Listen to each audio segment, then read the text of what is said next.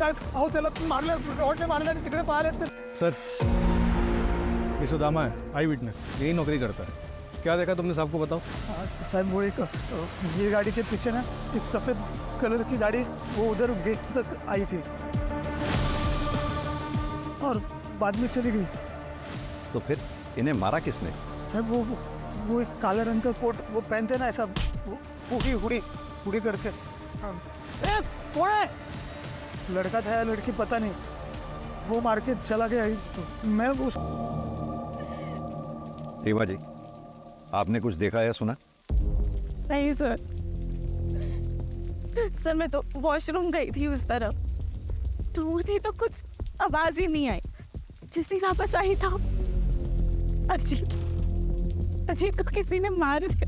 अच्छा एक बात बताइए, आपने भी वो व्हाइट गाड़ी देखी थी? व्हाइट कलर की गाड़ी? हाँ सर, वो तो कल्याण स्टेशन से हमारा पीछा कर रही थी. वो गाड़ी को मैंने यहाँ पे भी देखा था,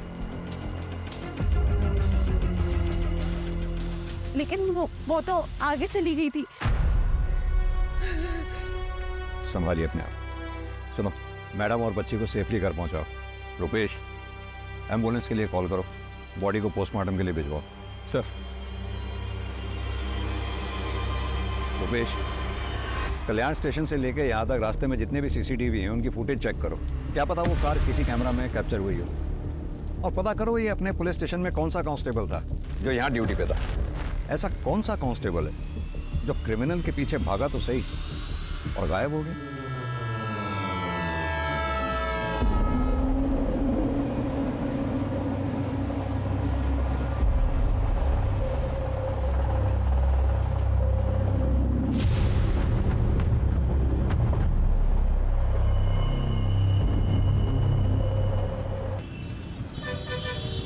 सर, पोस्टमार्टम रिपोर्ट के मुताबिक अजीत की मौत सर पे किसी भारी चीज़ के वार की वजह से हुई.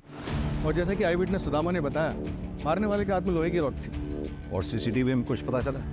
सर, वो कार तो दिखी है, लेकिन उसके नंबर प्लेट पे एक ब्लैक कलर का स्टिकर लगा हुआ था, इसलिए नंबर नहीं दिखा. और ये अजीत काम क्या करता है? सर, उसका एसी का शोरूम है, इंडस्ट्रीज़ में एसी की सप्लाई करता है. उसके ज़्यादातर क्लाइंट्स पुणे में, इसलिए पुणे कई बार अप एंड डाउन करना पड़ता था. पुणे में उसका ऑफिस विमान नगर में. ऑफिस में कोई दुश्मनी वाला एंगल? नहीं सर, ऐसा कोई एंगल सामने नहीं आया. उस कांस्टेबल के बारे में पता चला जो क्राइम लोकेशन पे देखा गया था, जो क्रिमिनल के पीछे भागा था? पता कर रहे हैं सर. ये जो कोई भी है जरूर अजीत के मर्डर के इरादे से ही आया होगा, क्योंकि अजीत के पास से कुछ चोरी नहीं हुआ. डेफिनेटली ये पर्सनल एंगल ही है. अजीत की फैमिली में कौन कौन है? सर, अजीत की माँ बचपन में ही गुजर गई थी. उसके बाद उसके फादर सुनील पाटिल ने दूसरी शादी की, सविता पाटिल के साथ. कौन कर सकता है ऐसा मेरे बेटे के साथ? उसने तो कभी किसी का कुछ बुरा भी नहीं किया. नाटक बात खींची आप अपना. ये सब आपका किया था. मैंने तो मेरे पति अजीत को मरवा डाला और अब माँ बनने का नाटक कर रही है.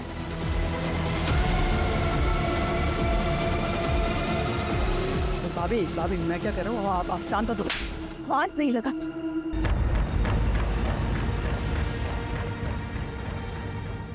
बहू सदमे में है, इसलिए ये सब बातें बोल रही है. अजीत भले ही मेरा सगा नहीं था, लेकिन वो मुझे अपने सगे से बढ़कर था. वो मेरा बेटा ही था.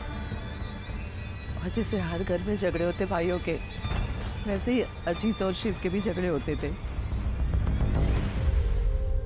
शिव उठ, आज तुझे मेरे साथ ऑफिस जाना था ना, चल जल्दी, बोले ट्रेन मिस होगी. नहीं भैया आज नहीं, कल लेट आया ना तो नींद पूरी नहीं हुई है.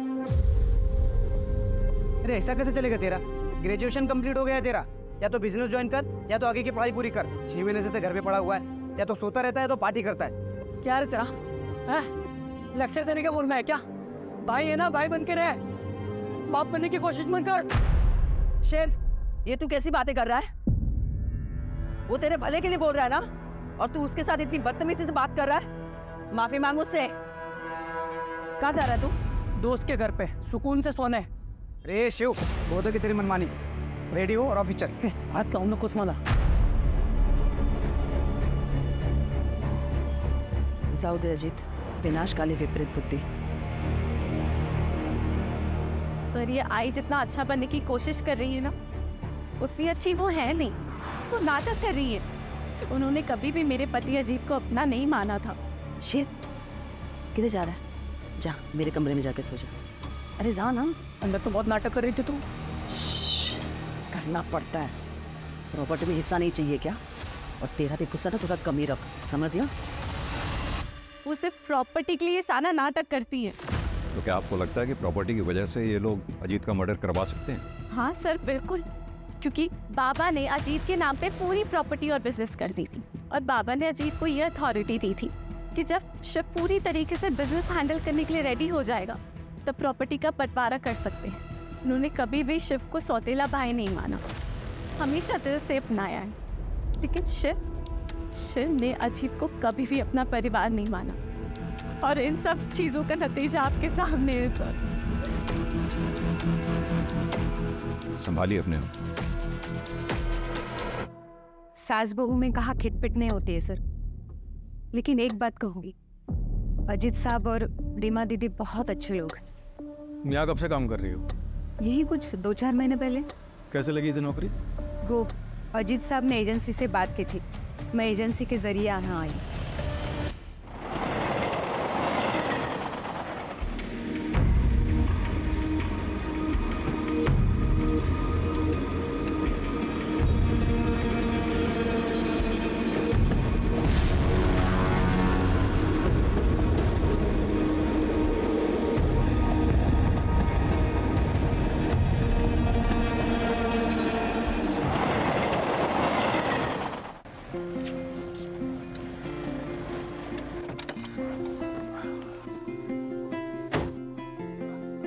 वंदना, मैं क्या बोल रहा था, चलो ना 2-3 दिन के लिए कहीं घूम के आते हैं, तुम मैं और करण।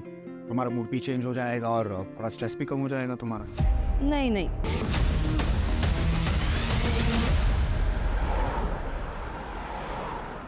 सर, क्राइम सीन पे जो कांस्टेबल देखा गया था, जो क्रिमिनल्स के पीछे भागा था, उसका कुछ पता नहीं चल रहा है। ऐसा कैसे हो सकता है? उस दिन वो ड्यूटी पे था। भले ही किलर्स को ना पकड़ पाया हो, लेकिन उसे आसपास के पुलिस स्टेशन या फिर कंट्रोल रूम में रिपोर्ट तो करना चाहिए था। पर ऐसे कोई रिपोर्ट कहीं हुई नहीं है सर। एक मिनट सर। सर, अजीत की सीडीआर रिपोर्ट आ गई है। सर, अजीत के पिछले 3 महीने से एक नंबर पे कई बारी बात हो रही है, किसी दृष्टि अवस्थी का। दृष्टि अवस्थी? हाँ सर, वो अजीत की एक्स गर्लफ्रेंड थी। अजीत ने मुझे उसके बारे में शादी के टाइम बताया था। दृष्टि ने उन्हें छोड़कर किसी एनआरआई से शादी कर ली थी, लेकिन अजीत बहुत सीरियस थे उनको लेकर, इसलिए वो जब भी उन्हें कांटेक्ट करती तो वो उसे इग्नोर नहीं कर पाते थे। अरे हाँ बाबा, घर देख लिया है मैंने और रेंट बजट में भी है। अरे तू पहले सेटल तो हो जाए, फिर साथ में चल के देख लेंगे। हाँ ठीक है। इतनी रात को किससे बात कर रहे हो? अरे वो दृष्टि है, वो यूएस से यहाँ पे सेटल हो रही है, तो घर ढूंढ रही है रेंट पे, तो मैं उसको हेल्प कर रहा हूँ। तो तुम्हें क्यों कॉल किया? मुझे 1 मिनट, तुम मुझ पे शक कर रही हो? ऑफ कोर्स, एक्स गर्लफ्रेंड है वो तुम्हारी। एग्जैक्टली, एक से वो मेरी, तुम मेरी प्रेजेंट हो, फ्यूचर हो। I love you. हाँ, मैं बात करती थी अजीत से, फ्रेंड था वो मेरा, और 5 साल बाद इससे मिलकर अच्छा लगा था। इतना अच्छा लगता था कि आपस में एक दूसरे को इतने सारे कॉल किया करते थे।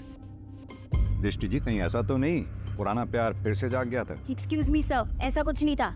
और वैसे भी अजीत एक बच्चे का बाप था। और वही अजीत आपके लिए रेंट पे घर ढूंढ रहा था। वो क्यों मेरे लिए घर ढूंढेगा? अच्छा, एक बात बताइए। आकाश सर, ये सब क्या चल रहा है? किस लिए आए आप यहाँ? आपको पता है ये किसका घर है? और आने से पहले आपने इंटीमेशन क्यों नहीं दिया? जरूरी नहीं समझा आपने? सर कुछ नहीं, बस रूटीन पूछताछ करनी थी सर। हो गई आपकी पूछताछ? जी। Now you go. और ये याद रखिएगा, दृष्टि मेरी बेटी है, वैसा कोई क्राइम नहीं कर सकती। सर, बेटा कोई टेंशन खेर होती है, मैं हूँ। रुपेश, इन दोनों में से कोई तो झूठ बोल रहा है। ये रीमा जरूर इनसिक्योर फील कर रही होगी सर।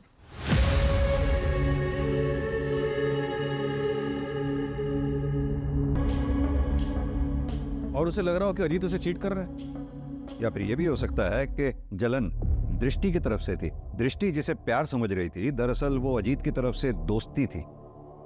और ये बात जब दृष्टि को पता चली होगी तो उसने अपना इरादा बदल दिया होगा और शायद अजीत, सर आपके कहने का मतलब है कि दृष्टि ने अजीत को, या फिर टारगेट रीमा थी, क्योंकि रीमा वॉशरूम चली गई, अजीत बेचारा वहां रह गया और इसलिए मारा गया। एक काम और करो, ये अजीत की सौतेली माँ सविता, शिव और दृष्टि, इन सब के मोबाइल की लोकेशन चेक करो, पता करो घटना वाले दिन क्या ये क्राइम लोकेशन के आसपास थे। ये दृष्टि डीसीपी सर की बेटी है। अगर ये दृष्टि इस केस में इन्वॉल्व है तो उसने अपने सारे ट्रैक्स बखूबी क्लियर किए होंगे और इस काम में उसने जरूर किसी की मदद ली होगी। क्राइम लोकेशन से गायब हुआ कांस्टेबल,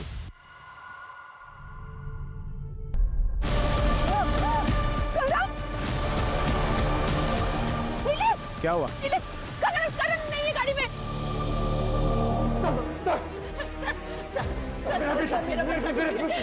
मेरा बच्चा आराम से बताइए क्या हुआ आपके बच्चे को? सर मैं हम लोग लंच करके वापस आ रहे थे, मेरा बच्चा पीछे गाड़ी में था। क्या हुआ नीलेश?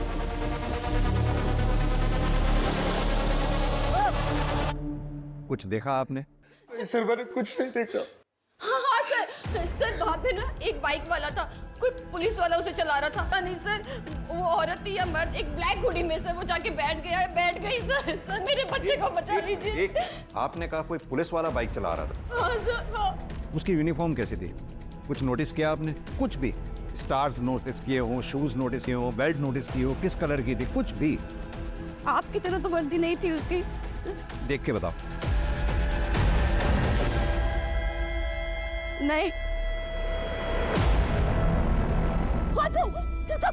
सर इसकी जैसे थी, सर ऐसी वर्दी थी सर, तो इसकी जैसे सर वर्दी की।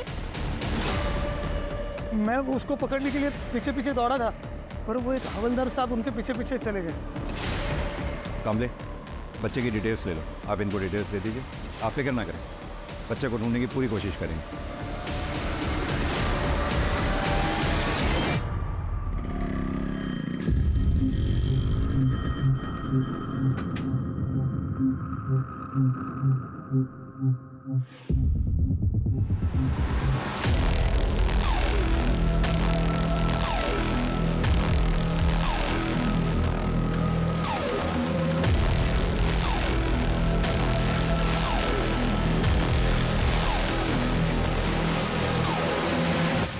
एक काम करो, नीलेश और वंदना का बच्चा जहां से चोरी हुआ था उसके आसपास के सीसीटीवी फुटेजेस चेक करो, पता तो चले कौन है जो पुलिस की वर्दी को बदनाम कर रहा है। तुम्हें नहीं चाहिए था ना बच्चा, चला गया ना मेरा करण। कहाँ होगा, कैसा होगा? वो तो बस काम की वजह से थोड़ा परेशान रहती थी, पर मैं अपने करण के बिना मैं नहीं रह सकती। नीलेश मुझे मेरा करण लाके दो, नीलेश मुझे मेरा करण लाके दो, प्लीज लाके दो, प्लीज मुझे मेरा करण लाके दे दो।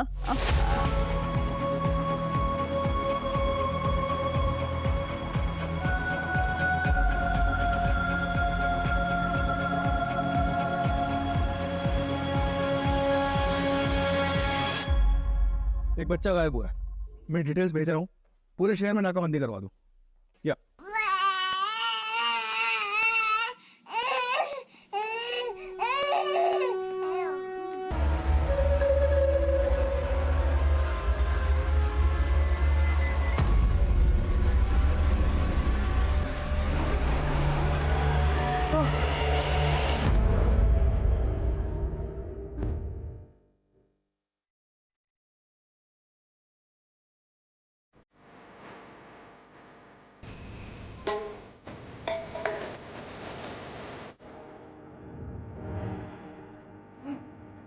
सर तो क्या कर रहा है? तो यहाँ क्यों आई है?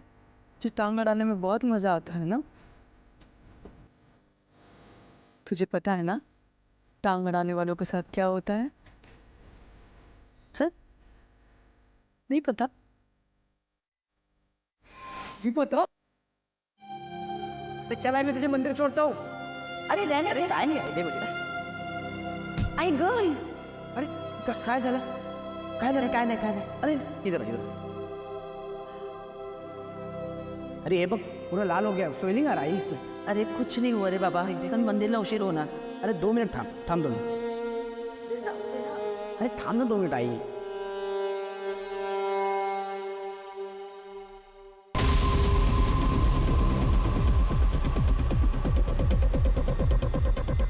ये आगे वाला प्ले कर लो.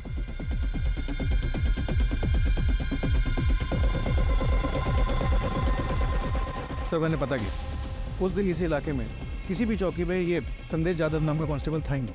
तो हेड ऑफिस में पता करो. खाली हेड ऑफिस ही नहीं, आसपास के सबर्ब एरियाज में जितने भी संदेश यादव नाम के कांस्टेबल्स हैं सबको थाने बुलाओ पूछताछ के लिए. Sir head office